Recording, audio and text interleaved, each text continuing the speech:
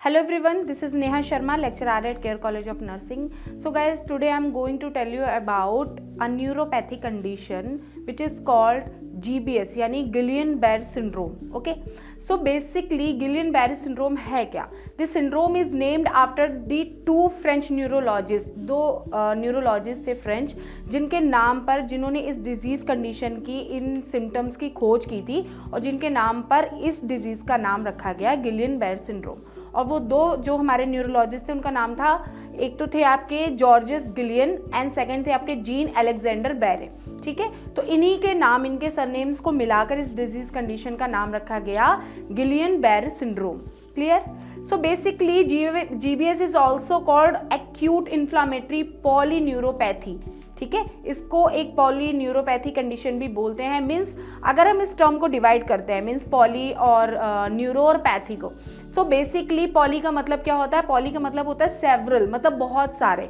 ठीक है, न्यूरो का मतलब होता है something which is related to our nerves and pathy का मतलब होता है सफरिंग फ्रॉम और डिजीज.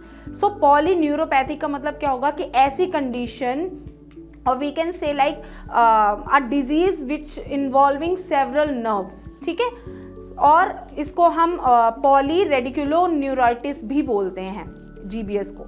ओके, तो ये इसके सेकेंडरी नेम थे और किनके नाम पर रखा गया ये हमने इंट्रोडक्शन में डिस्कस किया. So GBS is clinically defined as an acute peripheral neuropathy which causing limb weakness that progress over a time period of days, about मतलब 4 वीक तक. Then GBS occurs throughout the world within a medial, अगर हम इसका एक जो median annual incidence देखते हैं, सो उसके अकॉर्डिंग 1.3 केसेस पर population of 1 lakh. Okay, GBS is considered to be an autoimmune disease which is triggered by a preceding bacterial or viral infection. So basically it is an autoimmune disorder in which the body's immune system attack the parts of the peripheral nervous system. As we know, our nervous system is divided into 2 parts. Okay, central nervous system है और peripheral nervous system है, in which the CNS यानी जो हमारा central nervous system है, it is made up of the brain and spinal cord. And if we talk about peripheral nervous system, so basically peripheral nervous system is made up of nerves that branch off from the spinal cord and extend to all the part of the body. Clear? GBS is perhaps best known to the public as the main cause of paralysis from the 1976. एक swine flu का एक incident हुआ था. ठीक है, तो उस case में क्या हुआ था कि मोस्टली ऐसे पेशेंट थे, स्वाइन फ्लू का इम्यूनाइजेशन चल रहा था और उस टाइम पे क्या होता, बहुत से ऐसे पेशेंट्स थे जिनको कि पैरालिसिस हुआ था और उनके अंदर GBS पाया गया था. Okay, GBS is it is a rare neurological disorder in which क्या हो रहा था कि बॉडी का जो इम्यून सिस्टम है वो बाय मिस्टेक क्या करता है, हमारी बॉडी के ही पेरिफेरल नर्वस सिस्टम को अटैक करने लग जाता है. मीन्स जो हमारी बॉडी की सेल्स होती हैं जो कि हमारी बॉडी को प्रोटेक्ट करती हैं, वही हमारी बॉडी की पेरिफेरल नर्वस सिस्टम को अफेक्ट करना स्टार्ट कर देती हैं, जिसकी वजह से क्या होता है कि जो हमारे लिम्स है, मीन्स जो हमारा पेरिफेरल एरिया होता है, मीन्स पेरिफेरल नर्वस सिस्टम मतलब the network of nerves located outside the brain and the spinal cord. ठीक है, उसको हम क्या बोलते हैं? Peripheral nervous system. Clear? Next we will discuss about the causes और वी कैन से लाइक जो ट्रिगर्स है, ऐसे बहुत से फैक्टर्स हैं जो कि क्या करते हैं कि हमारे GBS को ट्रिगर करते हैं.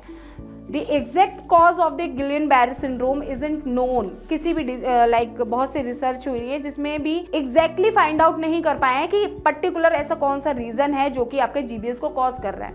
Okay, the disorder usually appears days weeks after respiratory disorder है, या किसी को डाइजेस्टिव ट्रैक्ट इन्फेक्शन है, या रिसेंट सर्जरी है, या कोई कुछ वैक्सीनेशन, पर्टिकुलर कुछ वैक्सीनेशन है जो कि क्या करते हैं, GBS को ट्रिगर करते हैं. But there are some triggers like avian flu influenza है, एक वैक्सीनेशन आता है जो कि क्या करता है, बर्ड फ्लू के लिए रिस्पॉन्सिबल होता है. ठीक है, वो भी क्या करता है, आपके GBS को ट्रिगर आउट कर देता है. Clear? Then GBS syndrome can affect all the age group, but your risk increases as your age. आपकी जैसे जैसे एज बढ़ेगी वैसे वैसे आपका जो रिस्क है वो बढ़ता जाएगा कि पर्टिकुलर पर्सन जिसकी भी एज बढ़ती जा रही है उसको GBS हो सकता है. Okay, and it may also triggered by like most commonly infection with like आपका कंपाइलोबैक्टर हो गया. It is a type of bacteria which found in under cooked poultry. ठीक है, जैसे जिसको हम बोलते हैं ना कि कच्चा सब्जी होती है, जैसे लाइक चिकन हो गया, आपका मटन हो गया.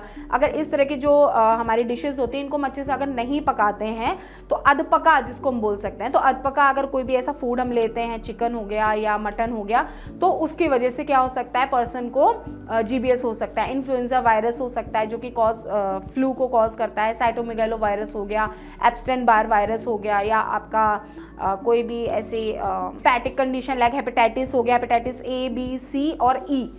A, B, C और E जो है हेपेटाइटिस के वायरस, वो भी क्या कर सकते हैं, आपके GBS को कॉज कर सकते हैं या फिर ट्रिगर आउट कर सकते हैं. HIV है, ठीक है, जो कि HIV एक ऐसा वायरस है जो कि क्या एड्स को कॉज करता है. माइकोप्लाज्मा निमोनिया हो गया, या कोई सर्जरी हो गई, ट्रॉमा हो गया. ठीक है, ये कुछ ऐसे कंडीशंस हैं जिनकी वजह से क्या होता है, जो हमारा GBS है वो ट्रिगर हो सकता है. ओके, इसके साथ साथ एक हमारी जो एक कंडीशन है हॉडकिंसंस. ठीक है, हॉडकिंस लिम्फोमा जिसको बोलते हैं, Hodgkin's lymphoma. It is also called Hodgkin's disease.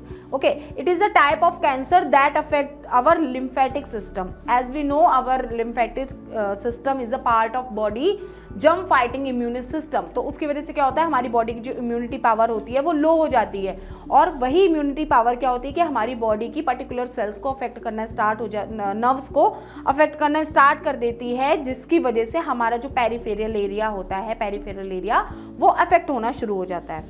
Then there are certain medication such as like thrombolytic या इम्यूनोसप्रेसिव कुछ मेडिकेशंस होते हैं जो कि क्या करते हैं कि हमारी बॉडी को वीक बना देते हैं. हमारी डिजीज को तो सप्रेस कर देंगे, बट साथ ही साथ क्या करते हैं, हमारी इम्यूनिटी को भी सप्रेस करना स्टार्ट कर देते हैं, जिसकी वजह से हमारी बॉडी की इम्यूनिटी कम होती है और हमारे जो फॉरेन फैक्टर्स होते हैं वो हमारी बॉडी को अफेक्ट करते हैं. Okay, so this is all about the risk factor और कॉजेज ऑफ GBS.